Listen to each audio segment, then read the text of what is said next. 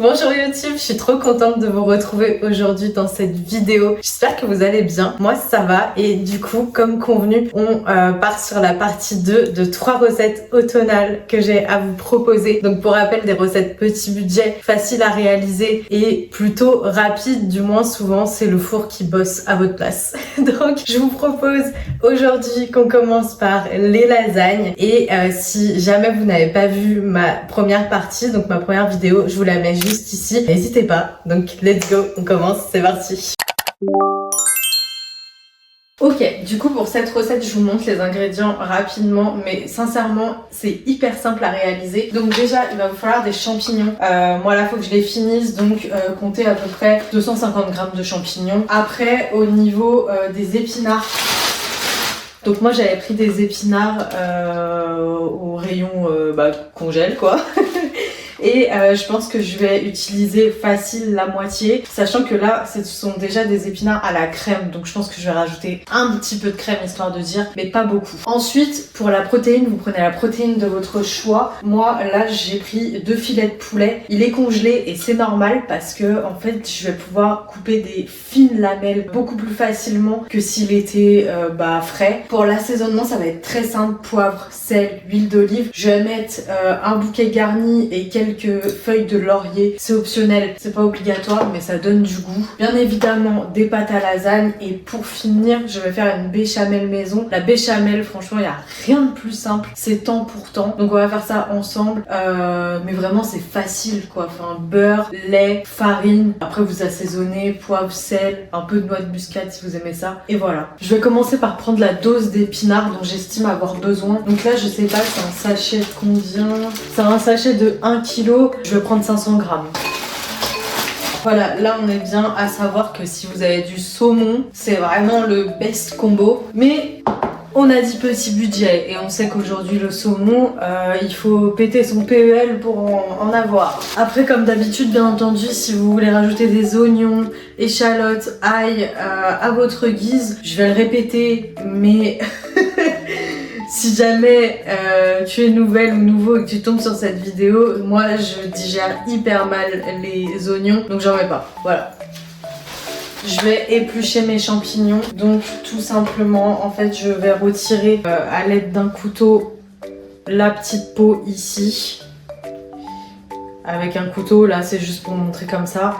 Et je vais couper également à partir d'ici le pied de mon champignon.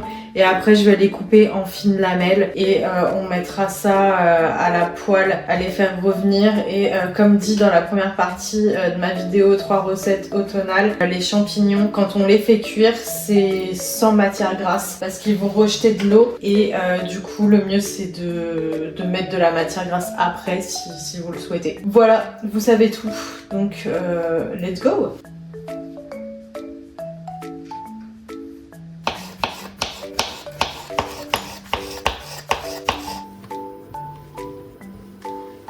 Pour le poulet, en fait, ce que je vais faire, c'est hyper simple, mais je vais prendre mon couteau et je vais couper comme ça.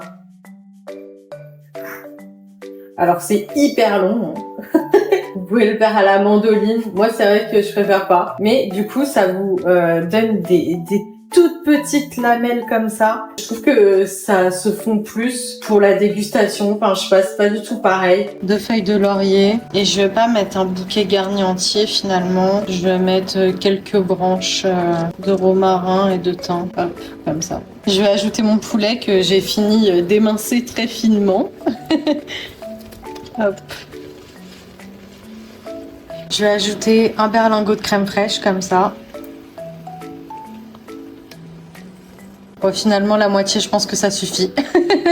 Bon, pendant que ça mijote, on va s'occuper de la béchamel. Donc là, je pars sur 70 grammes de beurre, 70 grammes de farine, du sel, du poivre et de la noix de muscade. Ok, donc là, on en est là. Et pour le lait, pour l'instant, je pars sur 500 millilitres et je pense que je vais aller jusqu'à 600. Donc je verse au fur et à mesure. et j'arrête jamais de mélanger. Donc là, j'ai ma béchamel, elle est un petit peu liquide, mais en vrai ça va. Moi j'aime pas quand elle est trop épaisse. Donc là j'ai mis, pour rappel, 90 g de beurre, 90 g de farine et j'ai mis 600 ml de lait. Pour le dressage, c'est très simple. Je vais commencer par venir mettre de la béchamel dans le fond de mon plat. Après, je vais venir mettre mes pâtes. Tac. Je vais venir mettre ma farce et bien entendu, j'ai retiré les feuilles de laurier, etc. Qu'on avait mis au début de la cuisson. On va éviter... hop, il en reste une là et on va éviter d'étrangler quelqu'un avec ça, quoi. Alors, c'est pas la farce la plus appétissante du monde. Quand on la voit comme ça donne vraiment pas envie, je vous l'accorde. Mais je vous jure que c'est bon. Ensuite, je vais remettre de la béchamel. Tac. Et là, je vais venir râper une première couche de parmesan. Après, vous pouvez mettre le fromage de votre choix, évidemment. Ensuite, on remet des pastas. Tac. Le reste de ma farce. Rebelote.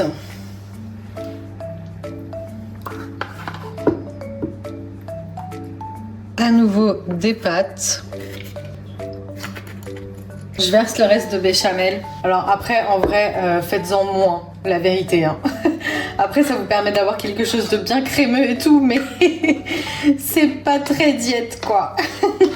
Et ensuite, on va râper du fromage. Hein. Donc là, je vais faire un mélange. Je vais mettre parmesan et emmental. Et là, on se fait encore les bras. Hein.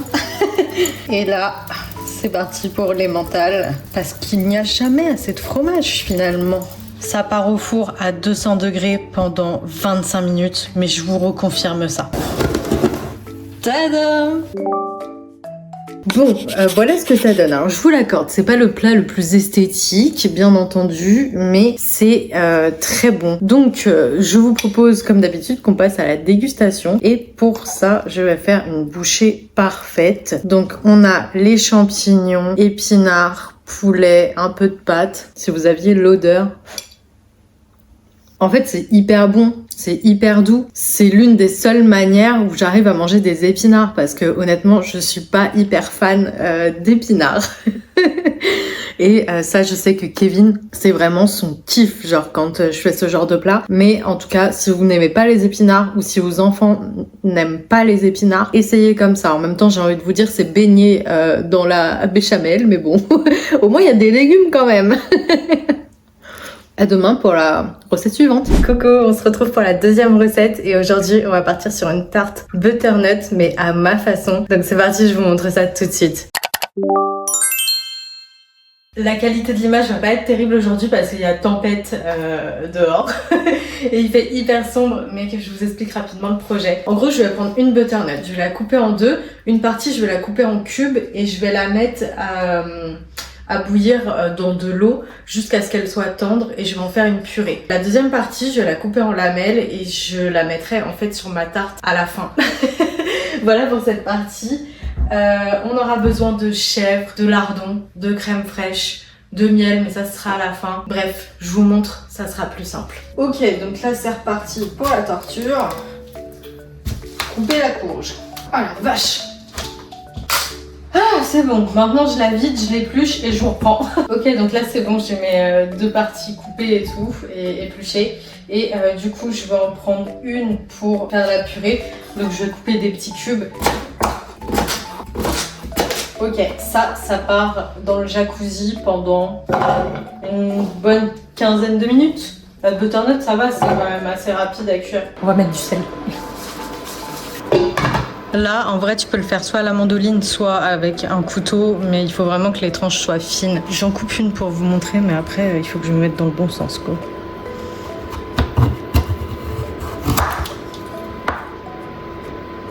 Voilà, ça c'est bien fin. Alors du coup là j'ai ma moitié de butternut qui est en train de cuire. Là on a coupé les lamelles. Là j'ai la pâte derrière en arrière-plan.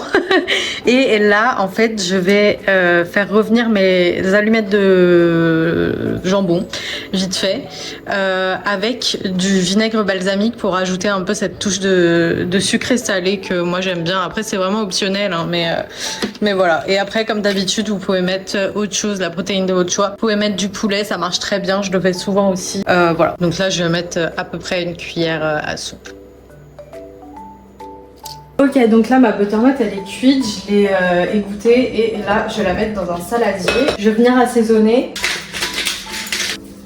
Un peu de cannelle. Après, si vous aimez pas, vous en mettez pas. Et là, tout simplement, je vais venir l'écraser pour faire une purée. Et après, on ajoutera la crème fraîche. En fait, on va utiliser l'autre moitié du berlingot qu'on a utilisé hier pour les lasagnes. Ça suffira. C'est vraiment pour faire une base en fait à la tarte et pour avoir deux textures différentes de la butternut en fait. On va avoir ce côté fondant et ce côté un petit peu plus craquant avec les petites lamelles qui seront sur le dessus. Donc là on obtient une texture comme ça. Alors après si vous avez un écrase purée ou autre c'est mieux. Moi j'ai qu'une fourchette donc voilà. Si c'est pas parfait c'est pas grave. Et là je vais l'étaler sur ma tarte. Enfin sur ma pâte à tarte. Ok, ensuite j'ai coupé une bûche de chèvre entière, voilà, et je vais en mettre tac, tac, hop et hop. Je garde 3 morceaux pour en mettre au-dessus, je les coupe en petits morceaux, je les émiettés. Ensuite, pareil pour les allumettes, je vais pas tout mettre, mais je vais en mettre pas mal. Et pareil, en fait, je vais en garder quelques-unes pour mettre au-dessus. Et là, place au moment fastidieux. Du coup, je vais essayer de mettre de faire une belle présentation et de mettre mes tranches de butternut proprement. Tac. Un peu comme une tarte aux pommes en fait, finalement. Ok, donc là on en est là, ça donne ça. C'est pas parfait, mais c'est mimi. Et là, du coup, je vais replier les bords de ma tarte. Hop. Ensuite, je vais assaisonner un petit peu. Un peu de sel. Du thym. Parce que je trouve que ça se marie hyper bien. Le reste de mes petits lardons. Et là, du coup, je vais mettre des petits morceaux de chèvre. Tac. Sur la tarte, c'est mieux. Voilà. Elle est trop choupie, non? Là, je vais la mettre du coup au four à 180. Et je pense pendant une bonne demi-heure, je vous redirai. Avant de la mettre au four, j'ai oublié un truc hyper important. Le petit filet d'huile d'olive quand même. Bah oui, Guigui. Voilà, là ça va au four. Ok, donc là ma tarte est cuite, je l'ai laissée une demi-heure, ça suffit. Et là je vais mettre un petit filet de miel pour terminer. Elle est pas magnifique, franchement, elle est trop belle. Bon, ça s'est un peu cassé la binette parce que je l'ai coupée, mais elle est quand même très jolie. Bon, une petite dégustation. On va essayer de passer bouillanter comme d'habitude, mais là, j'ai trop faim là. Je suis pas déjeuné ce matin en plus. Du coup, vous voyez, on a bien la purée et tout. C'est délicieux. En même temps, je suis à l'euro 7, donc je vais pas vous dire que c'est dégueulasse. Quoique je suis capable de le reconnaître quand c'est un loupé. Goûtez-moi cette recette. Refaites-la, vraiment. Et dites-moi ce que vous en pensez. Et je vous retrouve demain pour la dernière recette. Trop bon. Je vais vous dire la vérité, il s'en est passé du temps entre la deuxième recette et la troisième qu'on va faire là. Je pense que ça s'entend à ma voix. Je suis restée couchée pendant 3 jours. Je me suis coltiné une grippe ou le Covid, peu importe, mais vraiment je pouvais rien faire. Je suis encore faible là, c'est le premier jour où j'arrive à me relever, donc je me suis dit bon, il faut quand même que je termine cette vidéo. Donc on va partir à Ougli. On va partir sur une recette de soupe et en vrai c'est quelque chose de connu, je pense que tout le monde connaît, c'est la soupe de lentilles corail avec le lait de coco et mon chéri n'est pas très soupe et c'est la seule qu'il arrive à manger. Donc là on va vraiment faire un truc express, très rapide et très simple et facile à faire parce que je peux pas me lancer dans de la grande cuisine, vous vous doutez bien. Et encore là, waouh, j'ai repris des couleurs parce que franchement, je faisais peur il y a 2 jours. Donc, c'est parti, allons en cuisine de ce pas. Du coup, pour la soupe, il vous faudra lentilles corail. Donc là, je pense que je vais mettre un verre. Si vous entendez du bruit derrière, c'est Kevin. Parce que du coup, là, pour vous donner le contexte, on est dimanche. Voilà.